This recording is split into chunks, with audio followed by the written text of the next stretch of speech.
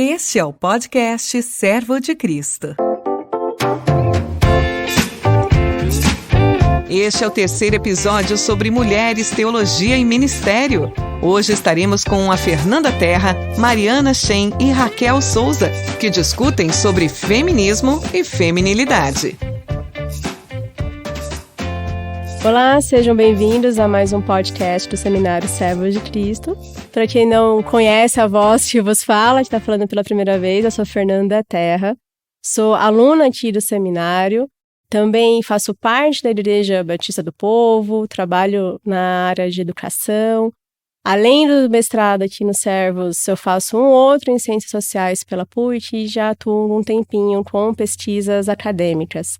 E aí eu estou aqui também acompanhada por mais duas amigas, que eu vou deixá-las se apresentar para vocês, para a gente debater um pouquinho sobre o tema feminismo e feminilidade. Olá, pessoal, aqui é a Rachel, também sou aluna do seminário, faço parte da Igreja Presbiteriana do Caminho, futura mãe do Benjamin, que a essa altura já nasceu, e também atuo como advogada na área também de educação na igreja. É uma alegria estar aqui com vocês nessa tarde para a gente falar desse tema um pouquinho polêmico, um pouquinho incendiário. Oi, pessoal, meu nome é Mariana, eu sou administradora de formação e de ocupação. Trabalho para uma organização da sociedade civil que atua no combate à corrupção no Brasil. Sou mãe, sou esposa, sou aluna aqui no Servos também, eu curso mestrado em divindade. E é um prazer poder dividir essa mesa estendida com minhas amigas aqui. Bom, a gente está com esse tema, esse desafio de falar do feminismo e a feminilidade. E talvez o primeiro ponto é a gente entender a importância de abordar esse assunto, mesmo sendo um assunto delicado. Talvez por ser um assunto delicado, a gente precisa aprender a como lidar e trazer uma resposta como igreja, pensar à luz das escrituras, porque normalmente a gente tenta fugir de alguns assuntos mais delicados, e isso tem suas consequências, né? A gente pode tentar fugir ou abraçar. E também encontrar o meio, o ponto de equilíbrio de conhecer o movimento, conhecer o que ele defende e olhar à luz das escrituras para pensar o que não condiz com a Bíblia, o que poderia condizer, como que a gente vai responder como cristãos, como mulheres cristãs, também estamos aqui em 3 mulheres, e poder realmente agregar e contribuir para a igreja em relação a esse assunto. E para contextualizar, só inicialmente aqui, trazendo algumas compreensões em relação ao movimento, quando a gente fala feminismo e feminilidade, do feminismo a gente compreende de fato como um movimento político que começou lá atrás com o sufrágio, então todas as suas vertentes até a gente chegar nos dias de hoje. E feminilidade nós vamos compreender como as características femininas e, no nosso caso, como cristãs, essas características à luz da criação, à luz do que a Bíblia nos ensina. E para começar, já até gostaria de perguntar para as meninas, a gente está falando justamente dessa contextualização do movimento feminista e não tem como negar o seu impacto na cultura, e eu gostaria de entender de vocês como que vocês enxergam esse impacto, o que vocês entendem do movimento como um todo, até para a gente ajudar os ouvintes a se situar no debate. Fernanda, eu acho que é importante a gente começar com a história. Eu acho que quando a gente não lembra da história, a gente se perde no meio do caminho. Então, assim, só para os nossos ouvintes, né, também entrarem junto com a gente gente pode dividir o movimento feminista em 3 ondas. Então, a gente está falando da primeira onda, a gente está falando de algo lá em torno do século XVIII ainda, quando as mulheres começam a lutar por direitos civis, por igualdade em termos de direitos, né? Então, não são só mulheres que estão lutando por isso, homens também que não eram reconhecidos, alguns direitos, por exemplo, o voto, né? O voto é o mais evidente dos direitos civis que foram à luta naquela época. Então, tinha também essa parceria em relação às mulheres e aos homens pela luta pelos direitos, e as mulheres, obviamente, em evidência. E aí, isso se estende por quase 2 séculos. A gente só vai ter a segunda onda na década de 60, 70, com a Revolução Sexual. Então, já são mulheres lutando aí por igualdade em termos de liberdade sexual. E aí, na maioria do imaginário hoje, quando se fala em feminismo, a gente está pensando nesse grupo de mulheres, as mulheres que queimaram sutiã, as mulheres que foram para a rua para poder usar pílula anticoncepcional e poder fazer o que quisesse com o seu corpo, né?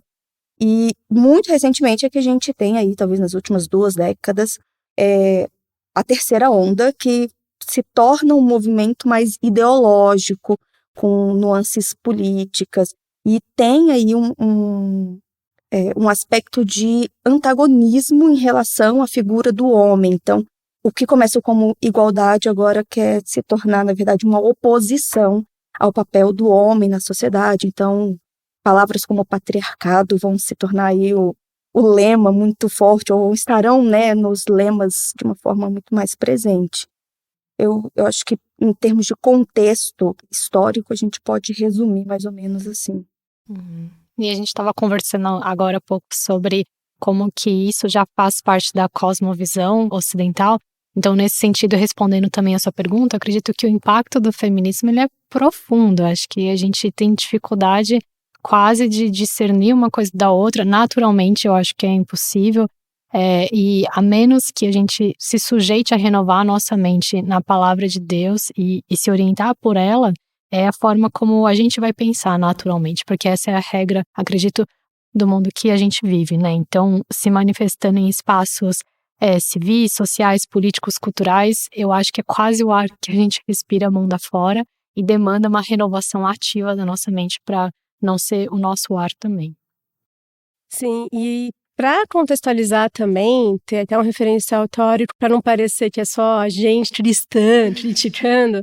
Quando a gente fala de um movimento político, quando a gente fala também da subversão da identidade feminina, esse antagonismo, isso não está escrito em livros escritos por opositores, está escrito nos livros escritos pelas próprias feministas. Então, se alguém pegar, por exemplo, Simone de Beauvoir, que é a clássica da segunda onda, ela vai já falar da desconstrução da mulher nessa clássica frase, ninguém nasce mulher, torna-se mulher.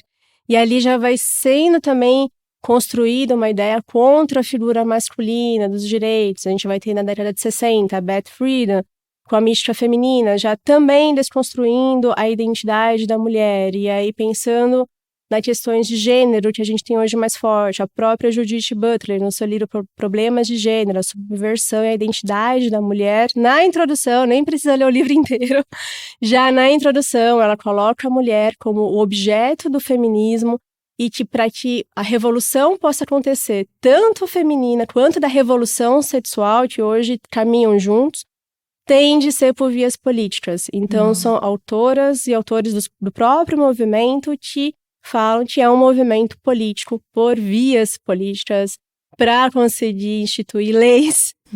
Então, a gente consegue ler isso dentro dos próprios referenciais teóricos do feminismo. E tendo essa noção, a gente falou de muitas décadas, né? Rachel, você começou ali já no século XVIII, a gente tem muitos anos, né, de movimento, e aí a gente começa a pensar no que vocês falaram do quanto isso já está na nossa cultura. Para vocês enxergam que toda essa influência de pensamento a gente consegue identificar no nosso cotidiano, seja amizade, dentro da igreja também, mulheres que não se declaram feministas, que muitas vezes nem conhecem todo o movimento, mas que tem ali alguma ideia, algum pensamento, que quando a gente olha e fala, isso daí vem do movimento feminista e a gente não está identificando. Com certeza. Sim. Não, eu concordo, eu acho que por ser uma parte da cosmovisão ocidental, a gente é confrontado desde muito pequenas, na verdade, com ideias que a gente nem sabe de onde veio, mas eu acho que vai sendo incrustada. Então, eu com certeza, assim, eu acho que dentro da igreja hoje, mesmo meninas que cresceram num ambiente cristão, né, a gente não está falando de alguém que se converteu já na sua juventude, mas estão pensando à luz de algumas pautas, algumas ideias do feminismo. Concordo. Bom, então pelo que eu entendi da resposta, a gente já tem uma influência mesmo em mulheres que não se determinam como feministas. Mas então como que a gente consegue ver na prática a influência desse pensamento feminista e conseguir mostrar o que é a feminilidade bíblica? Então a gente precisa agora, acho que, conceituar a feminilidade bíblica para poder dizer isso sim é bíblico, isso daqui não é bíblico. Eu acho que a nosso favor a gente tem um arcabouço muito extenso e valioso na Bíblia, né, das histórias das mulheres na Bíblia que representam valores de prudência, de lealdade, de coragem, de hospitalidade, de submissão. Isso sem se opor necessariamente a figura masculina, sem bater de frente com a autoridade, mas entendendo o seu papel dentro da criação do Senhor e frutificando e florescendo dentro desses valores, né? Então, acho que olhar de novo para a Bíblia e resgatar os exemplos valiosos que a gente tem das mulheres de lá, a gente consegue inspirar e dar como modelo o que é ser mulher em forma atuante, relevante, impactante aos olhos da Bíblia. Eu acho que vale a pena a gente lembrar que feminilidade bíblica não está necessariamente atrelada à ideia de ser do lar, ser a maternidade, embora isso esteja incluído no pacote, mas a gente não está falando apenas de mulheres que usam vestidos rodados e passam maquiagem. Feminilidade tem muito mais a ver com um auto-reconhecimento diante de Deus, quem Deus me fez para ser, do que necessariamente como eu me visto ou eu me comporto profissionalmente ou em termos de educação. Exato. Sim, a fala de vocês me lembrou a teologia do Antigo Testamento da Jean Merrill, quando ele fala justamente da criação do homem e da mulher, que aí ele vai conceituar primeiro a criação do homem, a questão do mandato cultural, como a gente fala, de cuidar de tudo, da criação. E quando chega na parte da mulher, que a gente sempre fala, né, que o português ele não consegue traduzir totalmente o significado da palavra auxiliadora, que vem do hebraico ezer, né? Que ali a gente tem uma ideia de que é alguém com atributos específicos. Inclusive a palavra ezer, ela só é usada algumas vezes no Antigo Testamento apenas para Deus, como aquele que está ao lado de. Ao lado de Israel, ao lado de, cuidando, protegendo. A gente tem alguns salmos que tem a palavra ezer. Então, a gente pode compreender a mulher, né, a feminilidade, dessa forma, ao lado de, aquela que está ao lado do homem, para cumprir também uma missão que foi dada do cuidado com a criação. E nas palavras do Merrill, a gente pode entender: homem e mulher foram criados de formas distintas, para que juntos eles se tornam que não seriam sozinhos. E nisso, Deus está no centro, guiando os dois, cuidando dos dois. Então, a gente vê uma beleza na feminilidade bíblica que muitas vezes é confrontada quando a gente pensa por esse lado de resumir tudo só a um tipo de atuação específica, seja só na vida doméstica, claro, como a gente disse, isso tem o seu valor, mas, ao mesmo tempo, colocar-se no lugar do homem, perdendo as características femininas. Aí a gente tem um outro tipo de perda que o próprio Deus deu para a mulher. Sim. Então, é uma forma, talvez, a gente começar a pensar dentro da própria igreja, quando a gente enxerga alguma influência do pensamento feminista, que está ali confrontando características que a gente sabe são inerentes da mulher, apontar para o próprio Criador. Ele deu, porque ele sabe da importância disso. É algo que a gente vê a Bíblia retratando como características do próprio Deus, que se torna um privilégio, da mesma forma que isso acontece com o homem, mas que nisso a gente consegue entender que, de fato, é belo ser mulher. Eu acho que é interessante lembrar, falando em teologia da criação, a primeira vez em que algo não está bom é justamente quando o homem está só. Então, a criação da mulher é a restauração de um padrão do que é bom, do que é belo, do que é perfeito.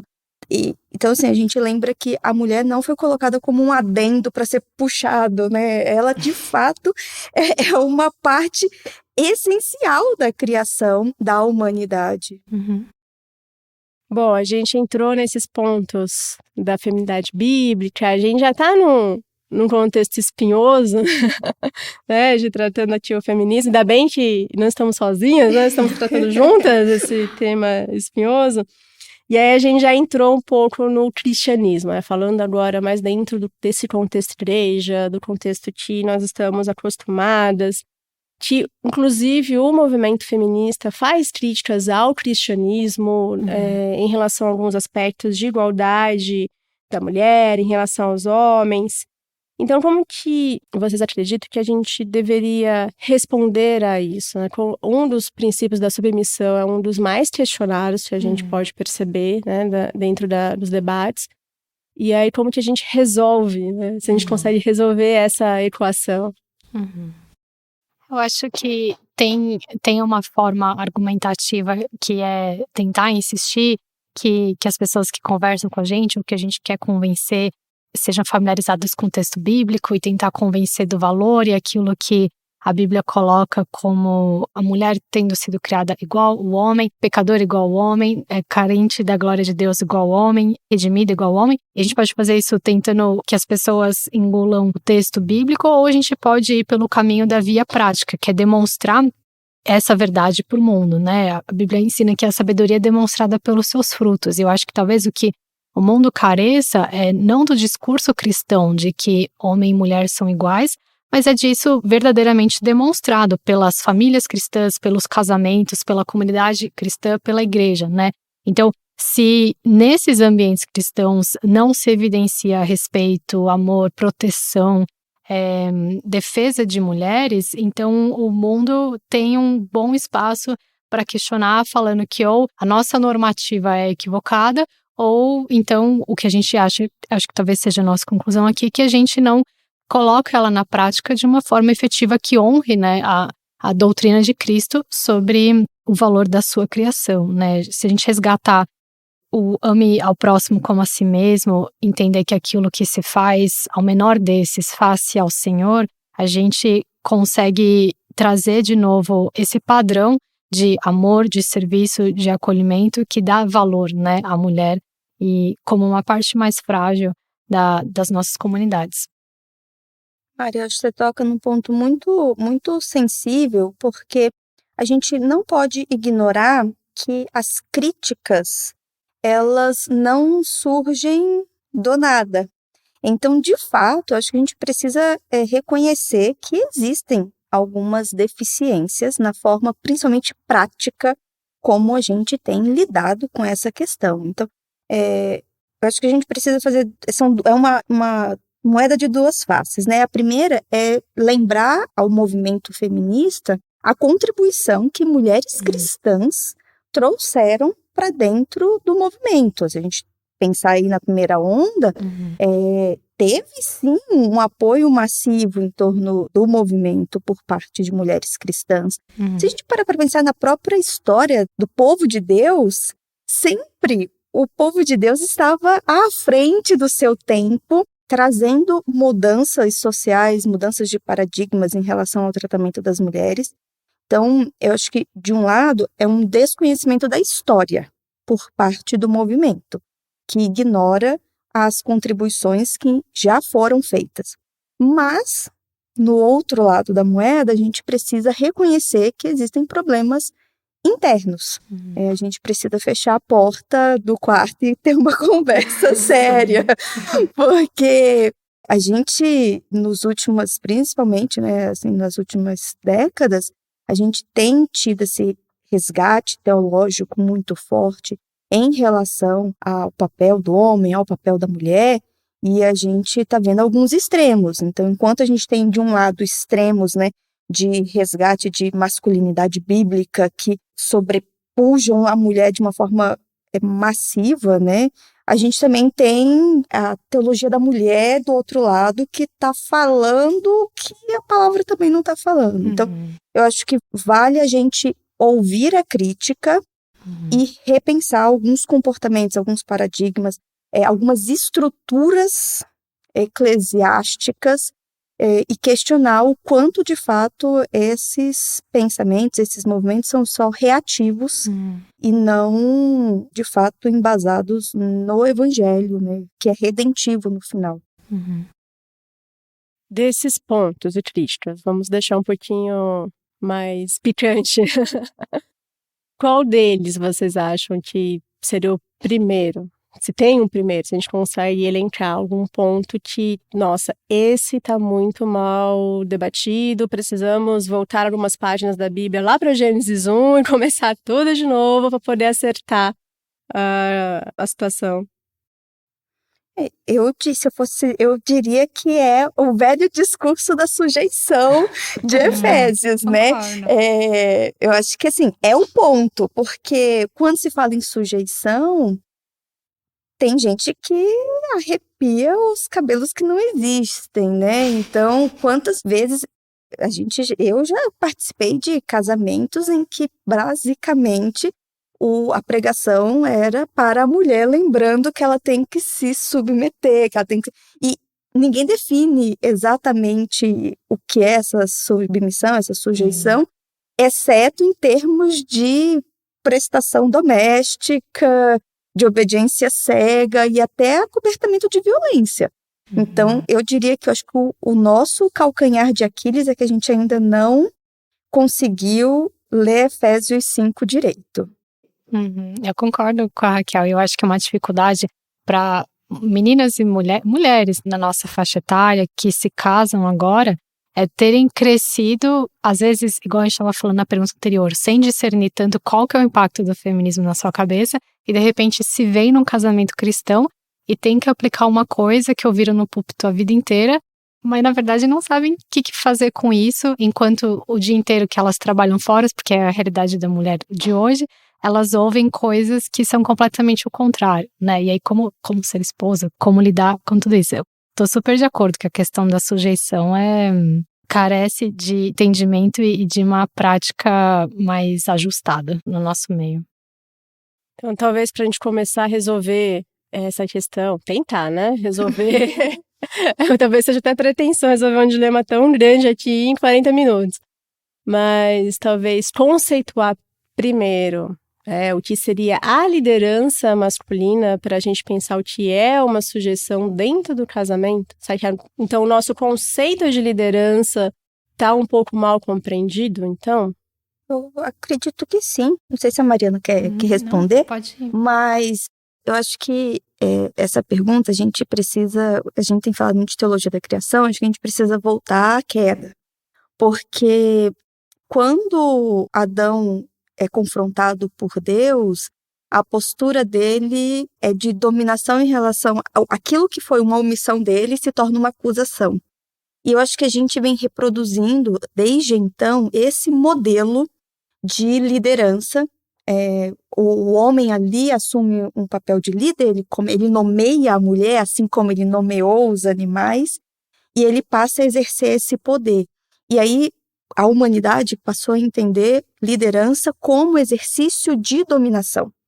Eu acho que dentro da igreja a gente precisa repensar que liderança é serviço. E isso a partir do modelo do próprio Cristo. Então, quando a gente vai para Efésios e a gente vê Paulo dizendo, primeiro, sujeitem-se uns aos outros, ponto. E aí ele começa a dar exemplos de sujeições, né? De sujeição mútua. Ele vai falar para as mulheres se submeterem, o que já era algo esperado na sociedade, e ele vai falar para os homens amarem como Cristo. Não é como eu acho ou como meu pai me ensinou, é como Cristo fez. Então, o modelo de liderança de Cristo era traduzido em serviço. Às vezes a gente acha que amar como Cristo, até a gente já estava conversando, é simplesmente se colocar na frente da bala, no caso de violência, mas é muito mais do que isso. Na verdade, esse é o momento fácil de amar como Cristo. O momento difícil é na vida cotidiana, na vida do lar, por exemplo. Eu acredito que a gente acabou entrando, talvez sem querer ou não, mas na perspectiva do casamento, né? E realmente acho que uma boa compreensão do homem, seu papel e de sua forte liderança faz com que a mulher tenha mais segurança de florescer também no seu desígnio que Deus, seu Criador, entregou, né? Então eu acho que é uma jornada dupla, né? Homem e mulher têm que se encontrar com seu Criador e resgatar o que foi criado para ser, né? O que foi criado para fazer às vezes num contexto de ser solteiro, num contexto de estar num casamento, de administrar uma família, né? Mas eu acho que homem e mulher tem a sua jornada a percorrer de resgatar o seu propósito original diante do Senhor. E num contexto de casamento, eu acho que sim, quando o homem tem esse resgate do seu propósito, da sua liderança, do seu modelo em Cristo, isso ajuda a mulher. E igualmente, uma mulher bem ciente de ter sido criada, valorada aos olhos do Senhor, está liberada para ser uma bênção, apoiar e servir seu marido, seus filhos na sua casa. Quando vocês estavam falando, eu me lembrei da Nancy Pearcey, que ela escreveu o livro Verdade Absoluta, e tem um capítulo que o nome é Mulheres Declaram Guerra, ou Entram em Guerra, alguma coisa assim. E quando ela vai falar do feminismo, e é normal quando a gente fala do feminismo e tentar resgatar, a gente vai falar da feminidade bíblica, igual a gente está falando, aí entra em sujeição, e aí a mulher se torna o centro de toda a resolução dos problemas ou causadora dos problemas também. Tudo começa a ficar centrado em resolver a questão da mulher. E ela chama a atenção para a questão do papel do homem, da desconstrução da masculinidade, que ela vai usar também o princípio da criação, não dá pra gente fugir. Ela vai falar, primeiro foi criado o homem, depois foi criada a mulher. Então você tem uma desconstrução da masculinidade e uma desconstrução da feminilidade. Então, esses dois aspectos caminham juntos. Então, quando a gente está olhando isso que vocês pontuaram da liderança, a gente vê a importância de ter também um resgate da masculinidade da criação bíblica, né? A gente sabe que tem os efeitos da queda, obviamente, não é impossível negar isso, mas a gente tem o comissionamento em Cristo, né? A redenção nele, como foi bem dito, o parâmetro da submissão e da liderança é o próprio Cristo. E quando se fala do homem entregar a sua vida pela mulher, não é apenas no sentido literal, né? Os exemplos que a gente vê em pregação normalmente são literais. Numa tragédia, igual a Rachel falou, tem uma situação ali de risco, se coloca na frente da bala, deu a sua vida. Não é só isso. Mas é muito além, que é entregar a sua vida em vida. É mais profundo mesmo, de entender as questões do coração da mulher, olhar ali a sua família e entender de fato seu papel de sacerdote. Não é apenas a provisão financeira. Esse é um aspecto dentro de outros aspectos que envolve emocional, que envolve espiritual, que envolve o cuidado, a educação. E que muitas vezes isso também é colocado como sendo um peso para o homem, mas na verdade a Bíblia mostra que é uma bênção. Porque Deus está junto, nós não estamos fazendo nada sozinhos. Nós estamos com Deus. E Ele deu essa vocação, esse comissionamento, prometendo estar junto. Ele não prometeu estar aqui, seria fácil. Jesus não fez essa promessa. Ele falou, neste mundo tereis aflições, mas tem de bom ânimo, eu venci o mundo. Então aí a gente tem todo um aspecto de resgatar também o que é ser um homem bíblico, é ter uma liderança que serve, é ter uma liderança humilde, que cuida, que lava os pés, como Jesus ensinou, como ele mesmo falou, que ele sendo o Senhor, ele fez isso, e que, consequentemente, a gente pode até entender a submissão como uma consequência. Qual mulher não vai querer estar ao lado, né, pensando que é ao lado como a gente falou antes, de um homem que entende a sua liderança de serviço, de cuidado em todos os aspectos. Então, a gente entrou num outro ponto, para a gente pensar como igreja, como cristãos, é justamente esse, resgatar a masculinidade, a luz da criação, a luz da pessoa de Cristo, e resgatar a feminilidade, a luz da criação e da pessoa de Cristo. Então, a gente conseguiria começar a resolver um desses dilemas que vocês pontuaram, né? Eu acho que é interessante a gente lembrar que o aspecto redentivo do evangelho não é para homens ou mulheres, é para o pecador, para a humanidade, para a criação. Então, todos os aspectos do ser humano foram tocados pelo pecado. Sim. Então, se a gente precisa resgatar ou corrigir o que significa ser mulher, a gente também vai ter que corrigir e resgatar o que significa, de fato, ser homem.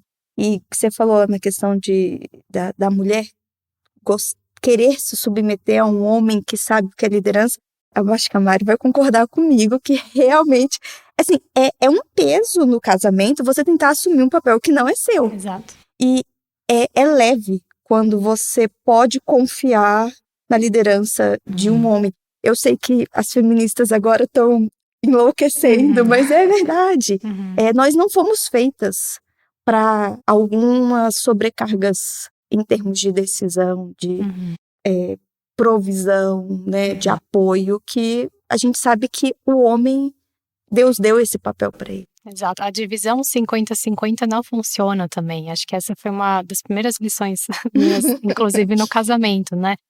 Por mais, eu não sei como mundo afora as pessoas acham que isso funciona, mas dividir todas as tarefas, as responsabilidades 50-50 não resolve, né? Cada um tomando a responsabilização plenamente daquilo que está dentro dos seus dons, das suas capacidades e daquilo que biblicamente a gente entende que compete ao homem ou mulher.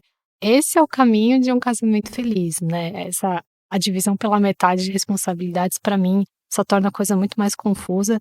E eu acho que, concordando com tudo que falamos até aqui, cada um se encontrar nas suas competências, papéis, responsabilidades, limites e possibilidades é a forma da gente prosperar, né? Assim, no contexto doméstico, do lar, casamento, ou sendo também na igreja, né? Quando a gente se junta para servir na comunidade, estamos servindo como homens e mulheres e todo mundo tem que estar bem alinhado com o seu papel, seus dons para fazer isso funcionar.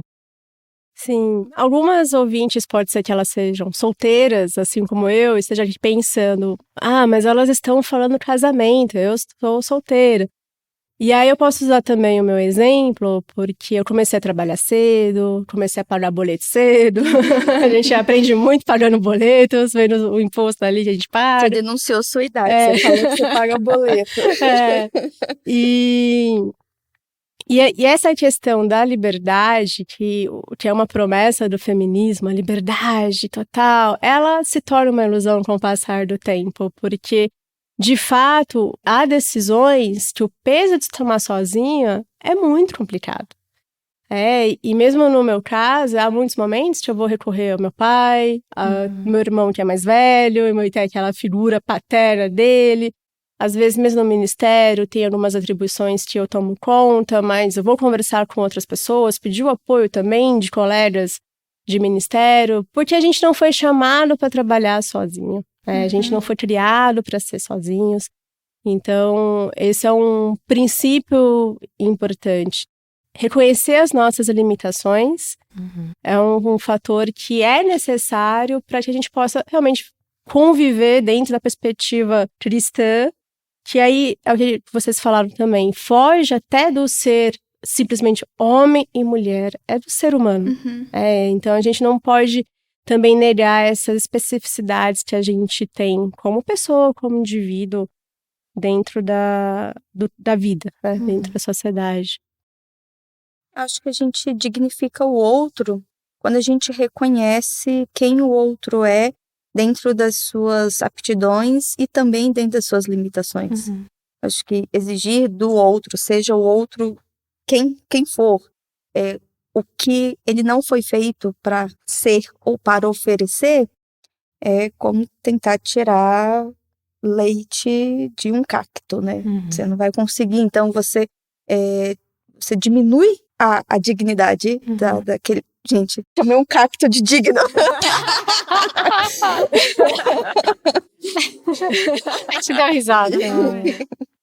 Bom, saindo então desse ponto, né, da submissão, que aí a gente fez uma reflexão sobre uma crítica ao cristianismo para a gente refletir como cristãos, e agora mudando um pouco então a crítica para o próprio movimento feminista. Vamos primeiro pensar no que de fato trouxe de positivo em relação aos direitos civis, o que a gente pode olhar e falar, puxa, isso ok, a gente consegue ver que é bom, e como que a gente lida com isso sem abraçar o todo, né? Sem abraçar as partes delicadas e sensíveis. Eu acredito que uma forma da gente caminhar nesse assunto pensando que a realização de direitos ela está muito relacionada com a correção de injustiças, né? Então, quando a gente vê um esforço de correntes filosóficas e ideológicas, por exemplo, o feminismo, promovendo correção de injustiça por meio de garantia de direito, isso deve ser muito especial para nós como cristãos, né, como cristãs, porque na sociedade que a gente vive, e acho que não é uma coisa limitada à sociedade brasileira, né, as mulheres empiricamente carregam mais o fardo das mazelas da sociedade, né, consequências de pobreza, sofrem mais pela corrupção, para acessar serviços públicos de saúde e tudo mais. Então, acho que tem que ter um interesse faz sentido ter o interesse do feminismo em garantir direitos civis ou de outras naturezas também para mulheres. E a questão, e a forma como direitos se relaciona com a justiça toca no cristianismo, porque a justiça é uma coisa muito central do reino de Deus, né? A gente vê a Bíblia do começo ao final um Deus que preza por aquilo que é correto, que é acertado, que defende os interesses de pessoas oprimidas, marginalizadas, ou que não tem por si só como se defender, né? E então, pela forma como isso se conecta com o assunto de justiça, eu acho que a gente tem muito que apoiar naquilo que a Bíblia nos ensina como sendo o tratamento justo, adequado e defensivo de mulheres. Eventualmente pode ter, eu acho, algumas pautas de direitos defendidas no movimento feminista que não são conectadas com aquilo que a gente entende como justiça aos olhos do Senhor. E acho que nesses casos a gente não precisa se preocupar de ter que se alinhar, né? Mas aquilo que se diz a seguridade e correção de injustiças contra mulheres, a gente com certeza tem que apoiar.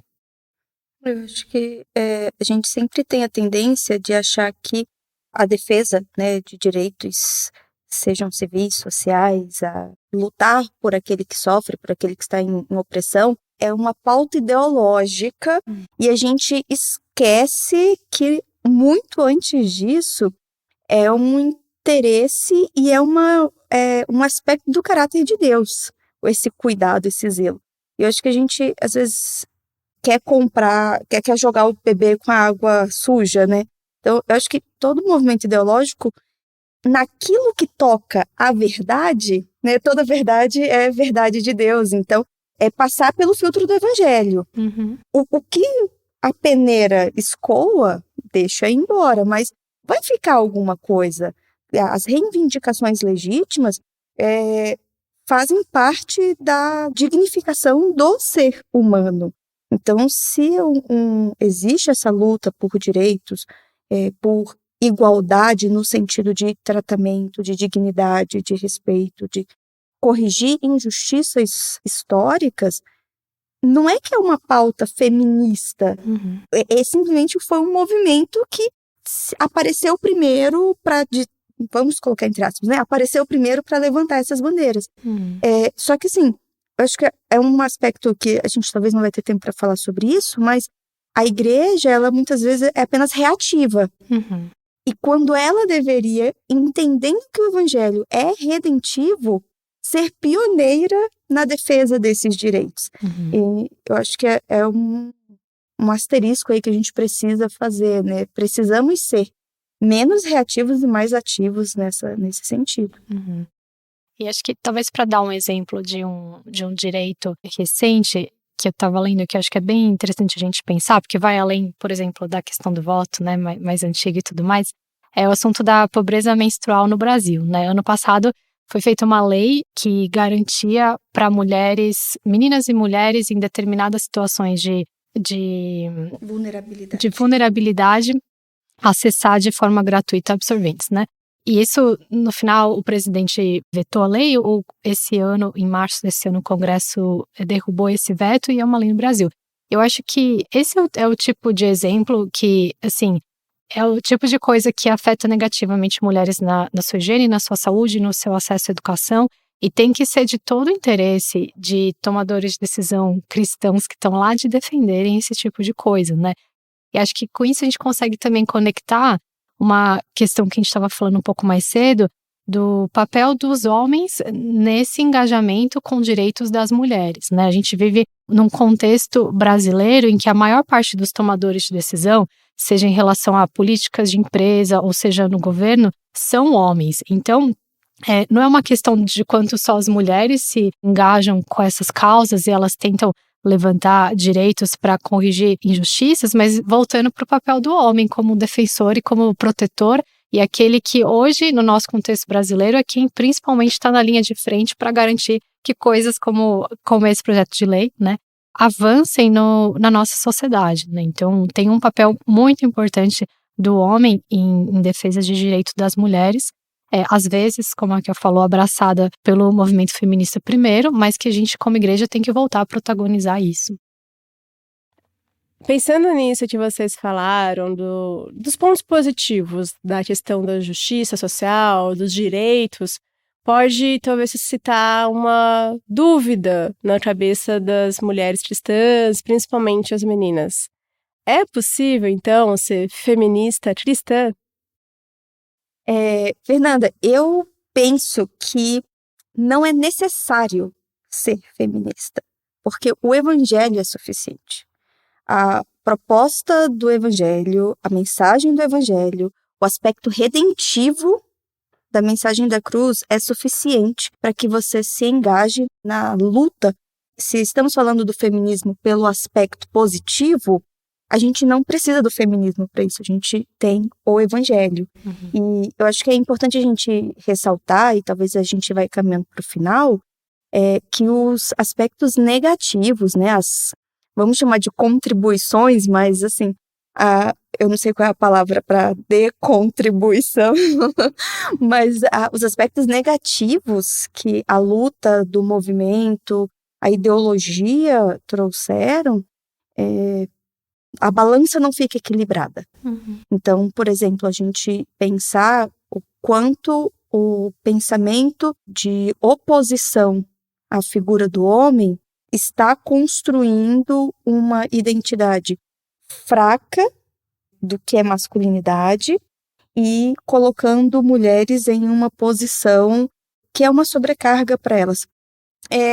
Então, assim, por exemplo, se a gente parar para pensar também, eu acho que eu diria que o feminismo acaba acentuando os aspectos da queda. Porque quando eu milito contra o homem, eu estou simplesmente reproduzindo Gênesis 3, em que a mulher assume um papel que não é dela e ela vai viver numa luta de tentativa de dominação em relação ao homem. Então, só para resumir, eu acho que não precisamos do feminismo, porque o evangelho já me diz que o propósito eterno de Deus é que a humanidade seja restaurada ao seu propósito original. De forma ampliada, o que a Raquel estava falando sobre a oposição ao homem, eu acho que tem um aspecto muito importante para a gente se atentar, que é a oposição ao próprio Deus, né? Eu acho que uma característica importante, não só do feminismo, de outras correntes filosóficas e ideológicas também, mas do feminismo, já que estamos falando dele, é vender uma suposta ou pretensa autonomia e independência de Deus, né? Então, eu gosto muito da Elizabeth Elliot, e não podia sair daqui sem falar dela, eu acho. E num livro que ela escreve para a filha dela sobre ser mulher, ser feminina aos olhos de Deus, ela volta para a história que a gente já citou aqui muitas vezes, da queda, e ela diz assim, né, que tipo de mundo teríamos se Eva tivesse rejeitado a oferta da serpente, respondendo: não quero ser como Deus, deixe-me ser o que fui criada para ser, deixe-me ser mulher. O fato de Deus ter criado a humanidade, dele ter criado o homem e a mulher, é uma coisa muito fundamental da nossa fé. A gente já falou disso aqui várias vezes, né? Então, pra gente, como cristão, tem que ser muito central. A gente fica quase repetitivo falando isso, mas é que é muito importante mesmo.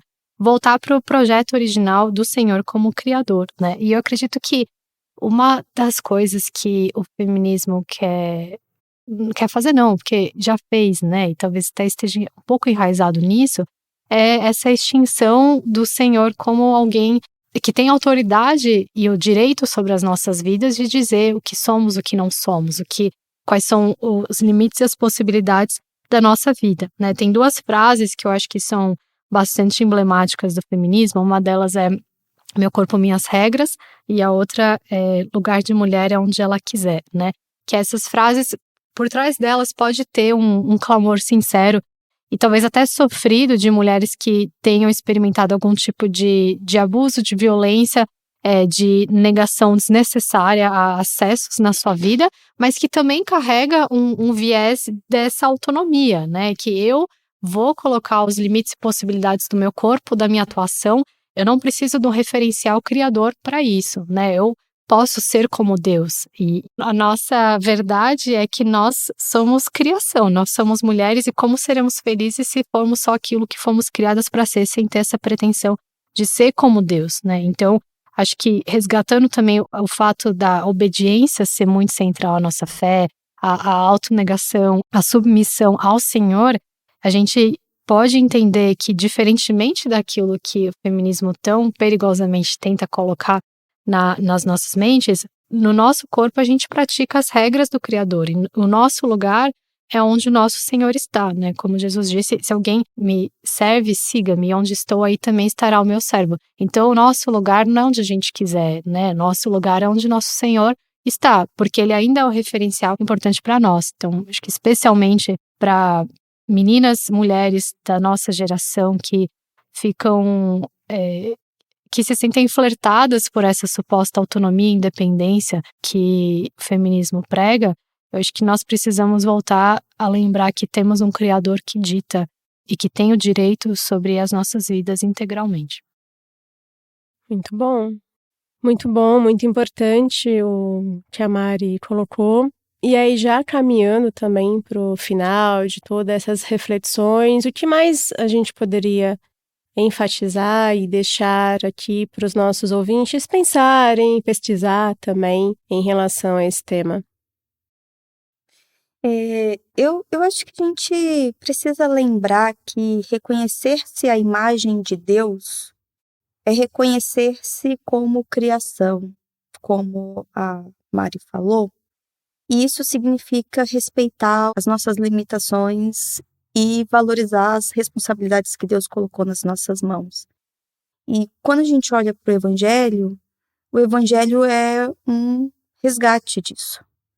É um resgate de quem nós fomos chamados a ser, não apenas em termos soterológicos, né, em termos de salvação, de pecados, mas de uma completude do que é ser humano, e é ser a imagem de Cristo. Então, eu diria que o nosso principal desejo enquanto, né, mulheres que debatem o papel das mulheres não é conseguir um cargo, não é conseguir um título dentro da igreja, mas é de fato viver à luz de quem Cristo é. E nessa jornada de viver à luz de quem Cristo é, a gente vai encontrar a verdadeira satisfação, porque a gente vai se satisfazer em ser tudo aquilo que Ele nos chamou para ser, sem que eu precise considerar a grama do feminismo como mais verde ou me oferecendo mais oportunidades. Não, se eu me reconheço como quem Deus me fez para ser, eu já tenho, eu estou completa, porque eu estou completa nele. Eu colocaria a importância da gente estar alerta, né, e renovar a nossa mente na palavra do Senhor, porque eu tô aqui com pessoas que provavelmente estudaram o tema muito mais que eu e tal, e conseguem entender na prática, seja ministrando a jovens e tudo mais, a profundidade do impacto que as correntes filosóficas do nosso tempo, elas já têm produzido nas nossas vidas, na vida das nossas comunidades, né? E não é um processo simples ou automático a gente discernir essas realidades espiritualmente e compreender aquilo que é adequado para nós. Isso, na verdade, é um processo ativo, ele não é passivo, ele não vai acontecer enquanto você está ouvindo esse podcast só, mas ele requer renovação da nossa mente, ele requer devoção, voltar para as escrituras, estudar, ponderar antes da gente repostar uma coisa sem pensar muito bem o que está por trás daquilo, né? E a gente precisa estar alerta porque é muito mais enraizado do que a gente imagina na sociedade, né? E então, voltando para aquilo que Paulo fala, e até conectando com o que eu acabei de falar, nosso corpo que seja oferecido como sacrifício ao Senhor e que a nossa mente seja renovada, como Paulo coloca em Romanos 12, eu acho que esse é um desafio fundamental para mulheres na sua jornada sendo mulheres, num mundo que enxerga a gente diferente da forma que Deus enxerga, mas também para homens que, obviamente, cercados de mulheres, apoiam de alguma forma, sendo amigos, irmãos, familiares, e que tem uma influência nessa nossa jornada também. Então, que todos, como Igreja do Senhor, a gente renove a nossa mente nos propósitos da criação e que ajudemos uns aos outros na nossa transformação, aquilo que é bom, perfeito e agradável, a vontade do Senhor. Amém. O que eu deixo de final também de reflexão é mais aquela coisa pastoral, conselho de pai e mãe. Meninos, acalmem-se, não briguem. É lembrar de 2 Coríntios 5, quando o apóstolo Paulo desenvolve ali o que é o ministério da reconciliação. Quando a gente entra em temas sensíveis, como o feminismo ou outros temas políticos, as emoções afloram, principalmente no contexto de rede social, que é feito para aflorar as emoções. A gente precisa entender o que está por trás, como a Mari disse, e lembrar que nós somos chamados para reconciliar. Esse é um ponto. Então, é acolher, é cuidar, é olhar para essas pessoas, para essas meninas, para essas mulheres e entenderem que aquela cosmovisão trouxe uma resposta num momento, às vezes sofrido, às vezes doloroso da vida dela, que foi a única coisa que ela entendeu e que depois, nos próprios questionamentos, foi conhecendo que há outra, ou melhor, a outra verdade, que é o Evangelho. Então, que nós possamos receber com amor, que nós possamos agir como reconciliadores e não como ministros da confusão, da politização, da polarização. Não foi esse ministério que nos foi dado. Foi o da reconciliação. Então, que a gente possa se lembrar disso e realmente, na nossa atitude, para não ser reativo, mas ser mais ativo, é reconciliar. Saber que Deus está reconciliando o pecador e que nós temos o privilégio de fazer parte dessa missão, como o apóstolo falou, que ele reconcilia através da missão que ele nos deu. Então, que possamos honrar isso, né? Honrar algo tão bonito, tão belo do cristianismo, que é fazer parte da própria missão de Deus. Bom, muito obrigada. Foi um prazer participar desse podcast com vocês, dividir essa mesa com um assunto tão importante, sensível e importante.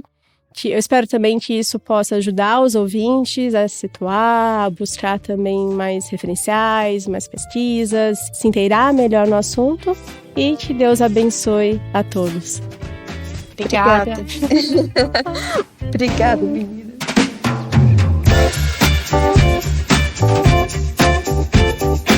Você escutou o podcast Servo de Cristo. Para mais informações, acesse o site www.servodecristo.org.br.